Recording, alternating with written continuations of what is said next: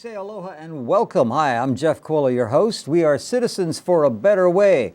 And thanks again for tuning in. By the way, thank you for your emails. You can email us on our website at citizensforabetterway.com. We'll try to get to some of those email questions a little later in our show.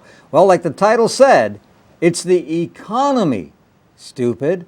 Joining me today in our show, of course, in our studios, I say hello to our good friends, John Radcliffe and Liz. Liz, I got to thank you for coming in and joining us again today because I know how busy your schedule is. If I'm correct, you're actually taking a cupcake class today. Is that right? Or is it a cake baking contest? It's a cake decorating class. Wow. Now that's an important project, in the life of being mom, And do you make good cakes? Actually, I think I do. I think my children love what I do. And why are there no samples here? Actually, I have some tiramisu samples in the car. Oh, okay, great. That's very good. So we're Citizens for a Better Way. We got together some time ago because we got tired of taxes going up, costs going up. The very cupcakes and cakes you're making tonight cost 40% more for the eggs, the milk, and all the rest of this stuff. And then, of course, taxes keep going up, up, up.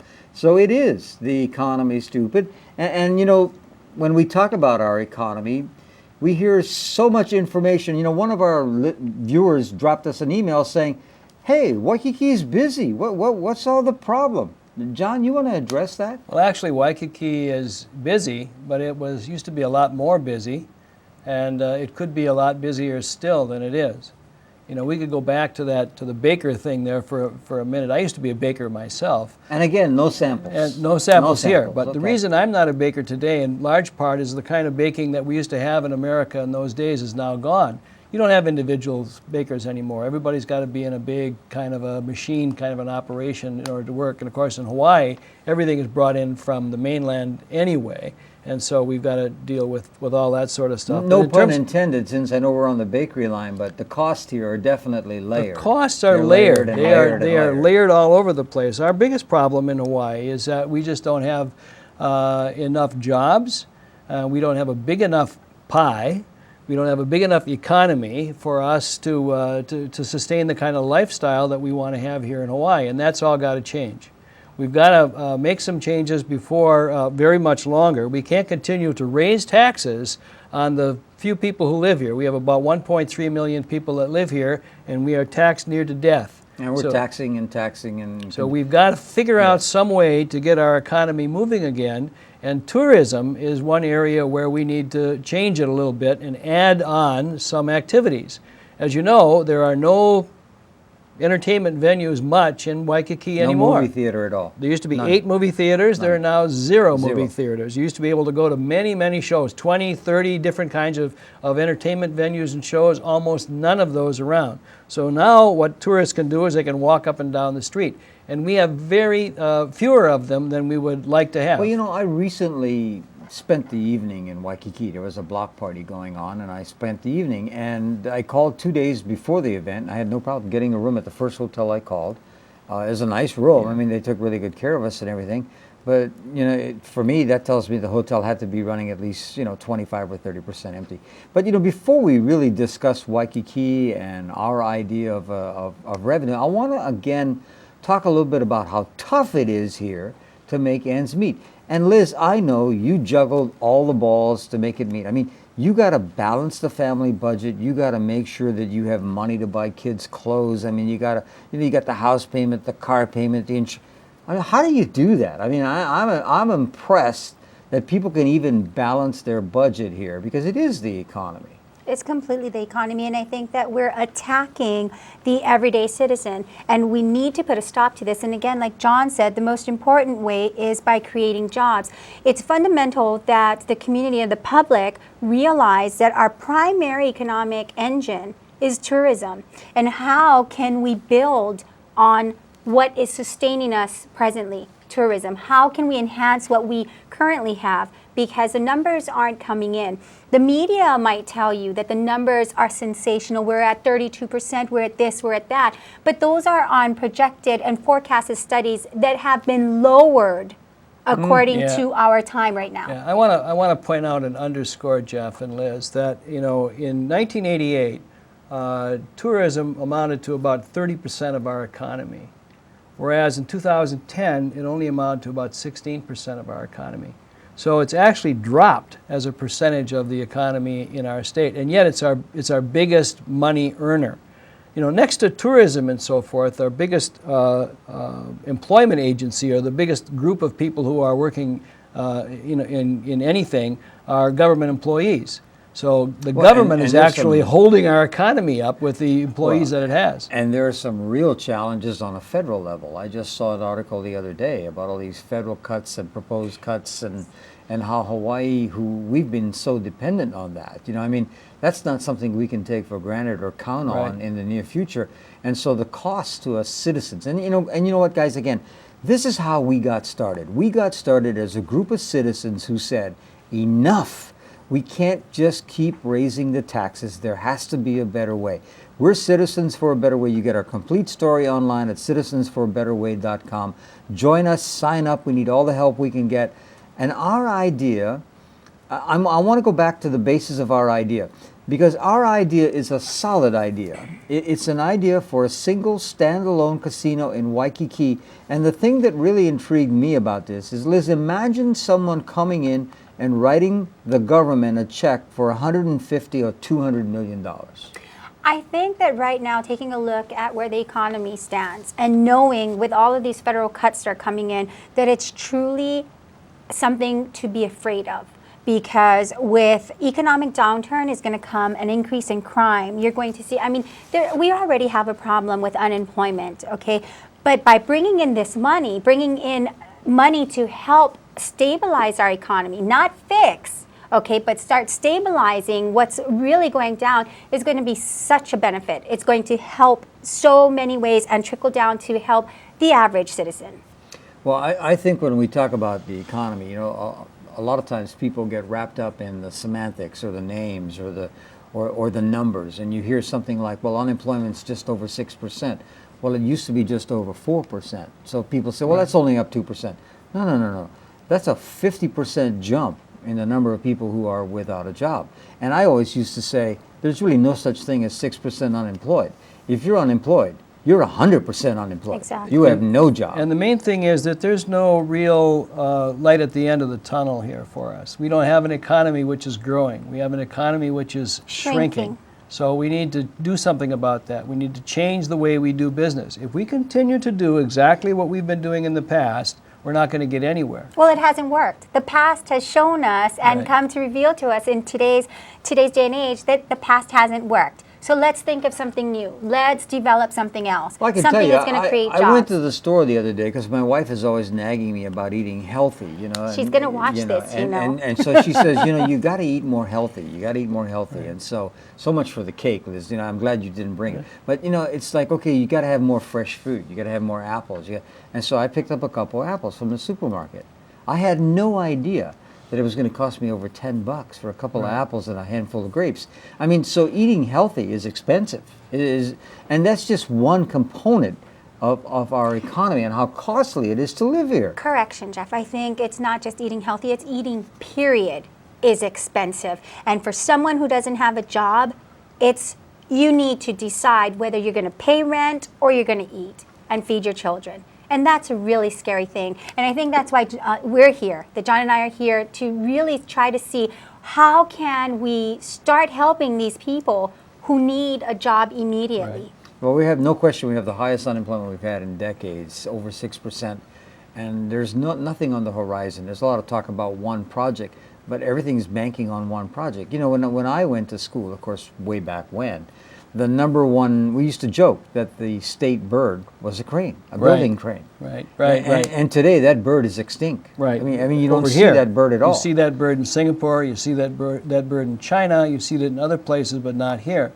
And incidentally, in those Asian countries where they're doing very well now, they're making money and they're becoming tourists. They're going places. Not only Japan, but now South Korea and China and India and other countries are going, and what they want to do is to go someplace where they can also have a casino. And that's been proven by Singapore. Singapore for years would not have anything to do with gambling. And then a couple of years ago, about 4 years ago, I guess, they began to think that they should go into the casino business. They did go into the casino business, and their economy jumped 17%. And they were already doing great, but now they jumped 17%. You know, there are people by the millions that will fly directly from India to Singapore. And we've got people that would fly from China and South Korea and Japan, would come to the state of Hawaii and gamble if they could, but they can't. Now, I want to get to an email question that we got from one of our earlier shows from one of our viewers who went online. You can do this also. Simply go online and find us, citizensforabetterway.com, and drop us your email. We'll try to work in some of the email questions in future shows. This one talks about jobs, since we are talking about the fact that it's the economy, stupid. The question simply says, okay, you guys cite jobs, you talk about new jobs, you talk about careers.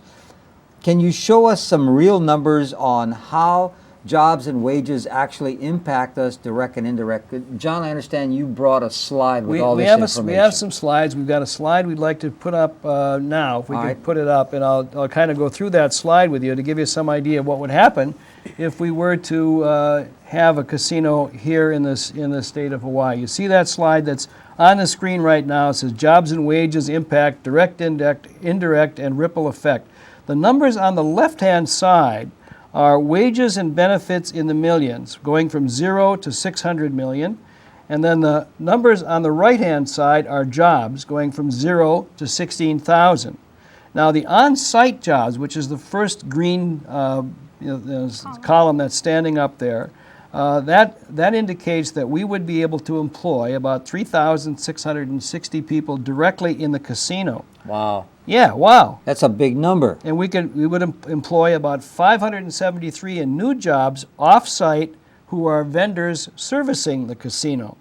And then you would have off-site from added visitors spending also would add another 327 jobs, or 3,000 jobs, and $121 million in income that would be coming in. So you can see how that ripples through the economy, and you would begin to get more money coming in, more jobs coming in, and more taxes being paid so that we can continue to have the kind of life we want to have here in Hawaii. Now, you know, when I look at this chart and I read it from left to right and I see these bars and jobs, you know, and if I'm watching this show and I'm thinking, okay, where would my job be? Well, it seems to me like there's an abundance of jobs actually in the casino itself, the services next to it. I mean, Liz, you have some experience in it. What do you see Well, I some of these think people? it's very important. As you know, John will always support the casino, and I'm here to support the other aspect, which is the arts, the culture, and the jobs. Indirectly, outside of the casino, we will have over 14,000 jobs created with people who will come along with this new entertainment venue being built. And I think that's something very important that we need to touch upon. It's not just a standalone casino. It's a new venue for arts, culture, a new way of nightlife for all of us to experience. Well, you know, recently, like I mentioned, I was in Waikiki recently, and we walked all of Kalakau because it was closed for them. It was an entire block party and everything. It must have been 70,000 people, a lot of local residents. In fact, I talked to a lot of people there and who hadn't been to Waikiki in years because there's really no reason for a local resident to go to Waikiki. And, you know, there was a lot of street vending, and there were 5 or 6 main stages with live entertainment.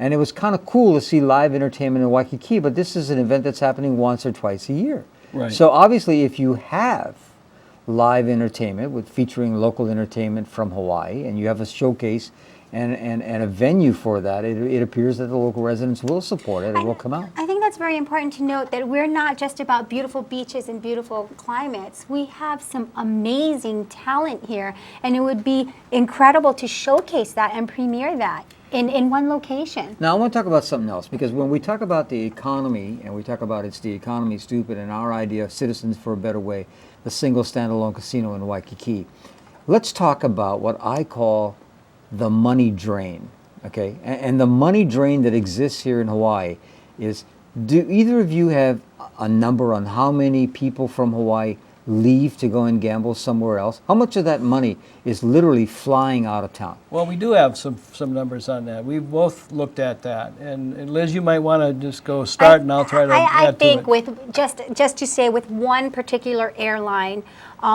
their numbers were showcased at over 500,000 of direct visitors. 500,000 people a year. Island And residents that's one leaving. airline So that's the going trip to Las beginning here and Vegas. then returning. Yes, that's not people who are stopping off somewhere else. And our family usually will go somewhere else and drive down. That's not including people like me with children who usually do that. So Okay, you and could that's have- not you including could other have- airlines. You could have 250,000 to 1,000,000 island people. have an awful lot of people. Let's define it as trip by a local resident that originates from Hawaii that eventually stops in Vegas before returning to Hawaii. You could have 1,000,000 of these trips in a year. Oh, you Yes. could. I think it's probably less than that, but I think it's still an extraordinarily substantial number. We have an almost, at least 500,000 trips per year out of Hawaii and coming back usually into Nevada. So if we did some numbers on this, I mean, the average airfare is probably $500 or $600. Right. And people You spend. guys probably know the spend number. a few dollars. How much of our money? Don't mind my wings here, but how much of our money is literally You could flying probably out of town average and it heading to out at Vegas? somewhere around 1,500 to 2,000 per head. individual, perhaps more. Wow. For that. So we're looking at well in excess of $1 billion a year that flies out of here in after-tax dollars. Wow. I was incidentally, I just happened to have been in. That's a big number. Yeah. You know how many zeros are in a billion? I had to do this one time. No, but I know what the 11th. It's 9. It's 9 zeros. I know what the 11th. 9 zeros. in the alphabet. Letter of the alphabet. is. Hey.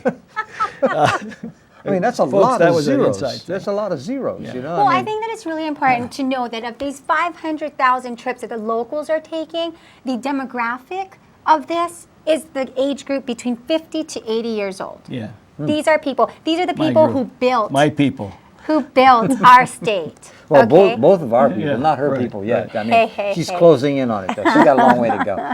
But when we look at, I want to, because economy, when we talk economy, we're talking about, the dollars on the island, the dollars in Right. versus the dollars out, Wait, right? I think you were going to mention something about your recent trip to Las Vegas. It's an anecdote. I wanted Okay. to tell you guys this. I happened to be in Las Vegas for a business trip last week, and I was talking to a fellow at one of the major hotels, and I said, we just might be competing with you at some point. And the guy said, oh, you don't want to do that. Oh, you don't want to do that. He said, Hawaii is so pristine, and it's so quiet, and it's peaceful there, and that's why people go to Hawaii. They don't want to have anything like this. I said, well, yeah, it's true, maybe not, but you do know that we're sending in excess of 500,000 people a year to your place, and we're spending well in excess of $1 billion in after-tax money. And he said, oh, yeah, we know that. And he said, thanks a lot, and we appreciate it. Thank you very much, John, Yeah. for bringing that up because I'm not finished. Maybe I'm totally finished with this story. This is a great story. And so I said, well, have you ever been to Hawaii? And the guy said, sure, I've been to Hawaii. He said, I was there in 1969 when I shipped out to Vietnam. That's right. Right. And And he hasn't been I back. said, I was there for 2 hours. There you I go. said, well, then it's 50-50. That's fair enough for me. We send you $1 billion a year, and you come every 42 years for 2 hours. Fair enough. Wow. That's a negative impact. Yeah. But you know what I wanted to say is that it's so important that you brought up that story because people don't want us to become another Las Vegas. I think it's so Right. important to say we don't want to become another Las Vegas, and people should understand that we're not talking about building a whole area of casinos. That's exactly right. We're not. No one is. And I don't think there's anybody in Hawaii that thinks that would be advantageous to us. It would not. But what would be advantageous to us is if we had more economic arrows in our quiver to entice tourisms to come here for the first time. Now let me just jump to one more quick email question because we're going to run out of time. These shows are 20. We're like a half an hour, and we got so much to talk about because so many people have become familiar with Citizens for a Better Way. But the next email question I want to read. You guys talk about a $200 million license fee. Could you explain how that would work? John, you want to take that question? Sure. Actually, the individual entity that gets the license would have to pay an impact fee for getting that license, because clearly there would be some added impacts into the economy of Hawaii. So there would be that amount of money. We're looking at, somewhere around $150, $200 million for that, the person who gets that. Everybody who would apply to get a license would have to pay $1 million certified check, put down $1 million. So if you might it cuts me out, it cuts you out. That That's cuts okay. us out. But there might be Liz, but it cuts us 5, out. 10, 12, 20 individuals who might want to vie for that license. And the important thing to remember here is that it would be a license for a casino, and you could write that into the legislation so that it wouldn't multiply and it wouldn't get any larger than that. You could make it one casino. Other states have done that, and it works in those states, and it would work here as well.